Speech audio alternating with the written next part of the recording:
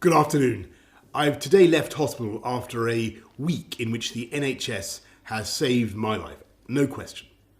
It's hard to find words to express my debt, but before I come to that, I want to thank everyone in the entire UK for the effort and the sacrifice you have made and are making.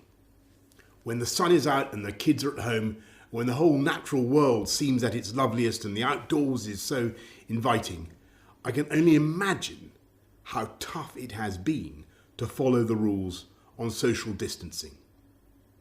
I thank you because so many millions and millions of people across this country have been doing the right thing. Millions going through the hardship of self-isolation, faithfully, patiently, and with thought and care for others as well as for themselves. I want you to know that this Easter Sunday, I do believe that your efforts are worth it and are daily proving their worth. Because although we mourn every day those who are taken from us in such numbers, and though the struggle is by no means over, we are now making progress in this incredible national battle against coronavirus. A fight we never picked against an enemy we still don't entirely understand. We're making progress in this national battle because the British public formed a human shield around this country's greatest national asset, our National Health Service.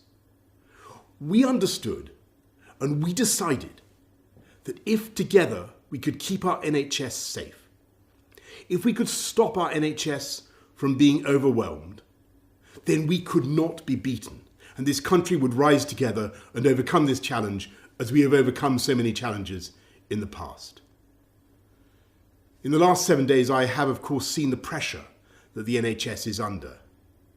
I've seen the personal courage, not just of the doctors and nurses, but of everyone, the cleaners, the cooks, the healthcare workers of every description, physios, radiographers, pharmacists, who have kept coming to work, kept putting themselves in harm's way, kept risking this deadly virus.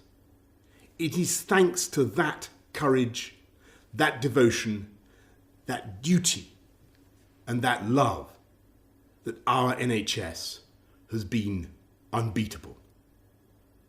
I want to pay my own thanks to the utterly brilliant doctors, leaders in their fields, men and women, but several of them for some reason called Nick, who took some crucial decisions a few days ago, for which I will be grateful for the rest of my life. I want to thank the many nurses, men and women, whose care has been so astonishing. I'm going to forget some names, so please forgive me, but I want to thank Poling and Shannon and Emily and Angel and Connie and Becky and Rachel and Nikki and Anne. And I hope they won't mind if I mention in particular 2 nurses who stood by my bedside for 48 hours when things could have gone either way. They're Jenny from New Zealand, in Invercargill on the South Island to be exact, and Luis from Portugal near Porto. And the reason in the end my body did start to get enough oxygen was because for every second of the night, they were watching and they were thinking and they were caring and making the interventions I needed. So that is how I also know that across this country, 24 hours a day, for every second of every hour, there are hundreds of thousands of NHS staff who are acting with the same care and thought and precision as Jenny and Luis.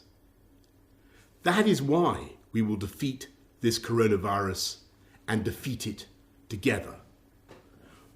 We will win because our NHS is the beating heart of this country. It is the best of this country. It is unconquerable. It is powered by love. So, thank you from me, from all of us, to the NHS. And let's remember to follow the rules on social distancing, stay at home, protect our NHS, and save lives. Thank you, and happy Easter.